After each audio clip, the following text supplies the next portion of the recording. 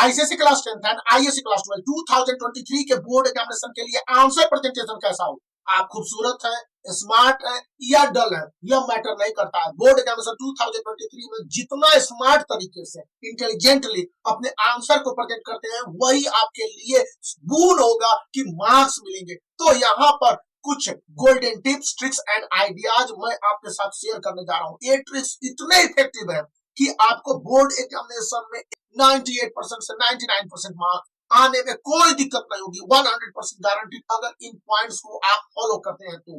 ये जो आइडियाज हमको कहां से लिए गए, बहुत सारे सीआईएससी के जो इंपॉर्टेंट एग्जामिनर रहे हैं अपने स्कूलों में इस तरह से पावर पॉइंट प्रेजेंटेशन करके आंसर किस तरह से लिखने हैं, ये स्कूल टीचरों के द्वारा इंग्लिश, मैथमेटिक्स, फिजिक्स, केमिस्ट्री के साथ साथ हिस्ट्री और ज्योग्राफी के स्पेशलिस्ट ने जो बताया है आईएससी के लिए और आईसीएसई के लिए, मैं आपको पॉइंट बाय पॉइंट शेयर करने जा रहा हूं। आंसर आपके दुरुस्त होंगे। राइटिंग इफेक्टिव आंसर 2023 के बोर्ड एग्जामिनेशन के लिए आपको सबसे पहली बात है कि सही अप्रोच लेने होंगे। सही अप्रोच मतलब जिन क्वेश्चन के आंसर को जानते हैं उनको सबसे पहले अटेम्प्ट करें और जिन क्वेश्चनों के आंसर में कंफ्यूजन है उसको लास्ट में अटेम्प्ट करें। लेकिन आपके सीरियल वाइज आंसर के इंप्रूवमेंट यानी कि प्रेजेंटेशन होने चाहिए और scoring high marks to low marks. यदि आपके प्रिपरेशन में या आपको किसी तरह से लग रहा है कि पहले मैं ज्यादा से ज्यादा मार्क्स वाले क्वेश्चन को अटेम्प्ट कर लूं, तो वही बेस्ट है, आप पहले उसी को कर ले, क्योंकि आईएससी और आईसीएसई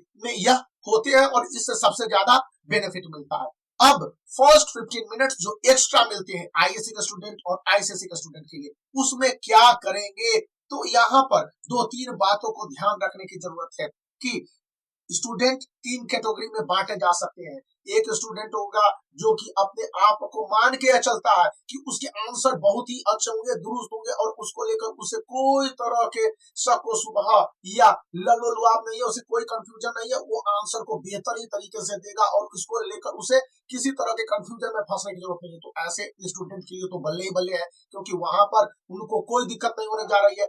लेकिन ऐसे स्टूडेंट जिनके कॉन्फिडेंस लेवल कम है, जो स्टूडेंट चाहते हैं कि उनके मार्क्स ज्यादा से ज्यादा आए, उनके लिए, या जो स्टूडेंट कॉन्फिडेंट नहीं है, उन तीनों कैटेगरीज के स्टूडेंट को सबसे पहले चाहिए कि अपने 15 मिनट्स को यूज टू कर लें, बहुत ज्यादा प्रयास करें। इनमें क्वेश्चन को पढ़ लेना, आंसर स्क्रिप्ट को अच्छी तरह से भर लेना, यूनिक आईडी और इंडेक्स नंबर हॉल टिकट में जो स्पेलिंग आपके नाम के है वो सही सही भर लेना बहुत जरूरी है। इनको करिए, उसके बाद ही आगे बढ़ने, क्योंकि इससे आपको कॉन्फिडेंस मिलेगा कि 2 आवर के सीएसई या 2 आवर 30 मिनट आईएससी के स्टूडेंट के लिए काफी इफेक्टिव होता है। कुछ सब्जेक्ट में 2 hour 30 minute ICSE and 3 hour ISC के स्टूडेंट को मिलते हैं, तो वहां पर बातों को ध्यान रखने हैं। अब है आंसर राइट ऑर्डर में भरने हैं। बहुत सारे स्टूडेंट क्या करते हैं कि क्वेश्चन 3 के अंदर 3 सब क्वेश्चन है, तो 2 को यहाँ भर दे दिया आंसर, तीसरे को लास्ट में दिया। एक गलती न करें, सही पर्टिकुलर सीरीज में दे। और खुद सीआईएससी इस बात पर फोर्स करती है कि स्टूडेंट जब आंसर दे रहे हो तो उनके सही ऑर्डर सीक्वेंस वाइज होने चाहिए। अब इसका ये मतलब नहीं है कि 1 2 3 4 5 6 इस तरह से आंसर दे। कहने का मतलब है कि आपके जो आंसर के ग्रुप होंगे, क्वेश्चन पेपर 2 सेक्शन में डिवाइड होगा या 3 सेक्शन में डिवाइड होगा, उन तीनों कंडीशन में सेक्शन 1 के जो क्वेश्चन के आंसर है एक ही जगह लिखे, सेक्शन बी के क्वेश्चन के आंसर या सेक्शन 2 के क्वेश्चन के आंसर को दूसरी जगह, और सेक्शन सी यानी सेक्शन 3 के आंसर को एक ही जगह लिखे।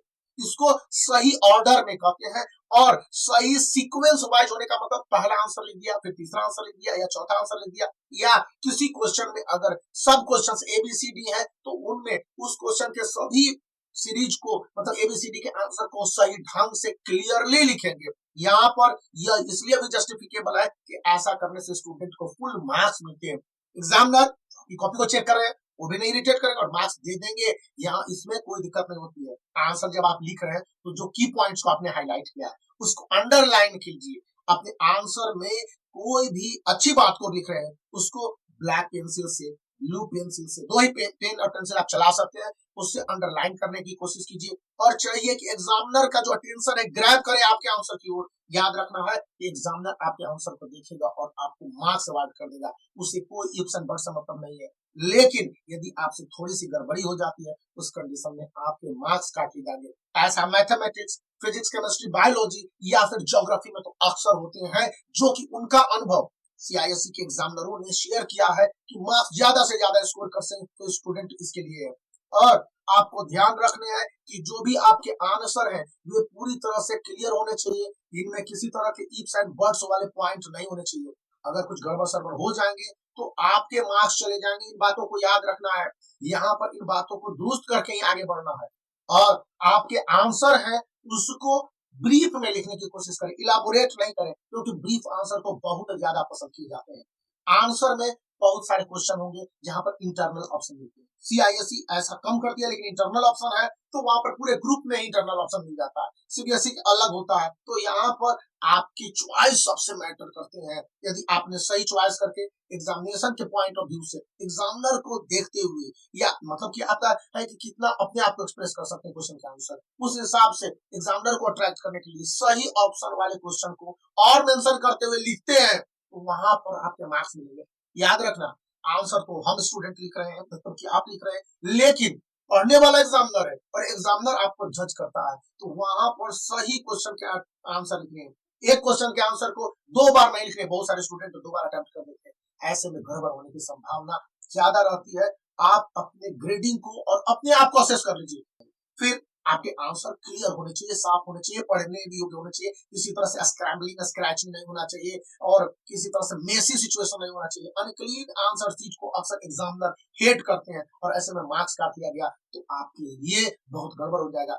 क्लियर पिक्चर को ड्रॉ करें, ग्राफ को ड्रॉ करें, जो भी गड़बड़ हो तो वहां पर कट कर दे पेंसिल से और पीटीओ लिख के अगले पेज की ओर बढ़ जाए। टाइम को ज्यादा अनस्क्रैम्बलिंग करने से या फिर कट करने से समय खत्म होगा। जो टाइम को आप बर्बाद कर देंगे तो उनसे बचने की जरूरत है, क्योंकि ये टाइम मैनेजमेंट बहुत बड़ी बात है। और आपको बता दें कि आईसीएसई एंड आईएससी का अधिकतर स्टूडेंट यही फंसते हैं कि बताइए कोई नेगेटिव मार्किंग होती है क्या।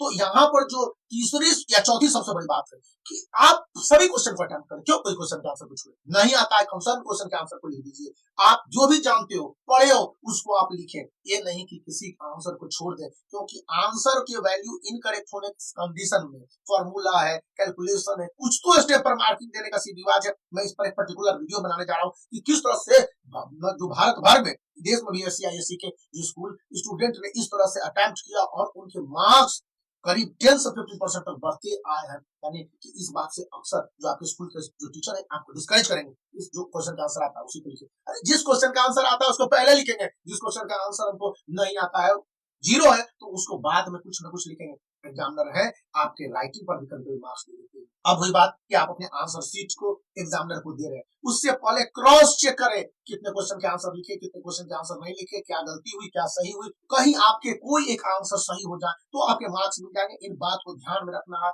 यदि आप अनआंसर छोड़ेंगे तो वहां पर गड़बड़ होती है, तो सारे को रीचेक करने हैं और गलती सुधारने का भी मौका मिलता है। तो उस कंडीशन में ये बातें ध्यान रखनी है।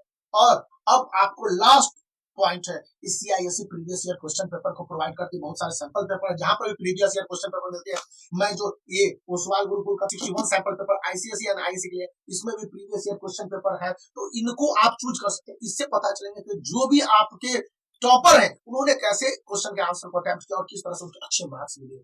एक पॉइंट ध्यान में रखिए और इसी के साथ इस वीडियो को लाइक करने और चैनल को सब्सक्राइब करके रखें। इसी तरह के इंपॉर्टेंट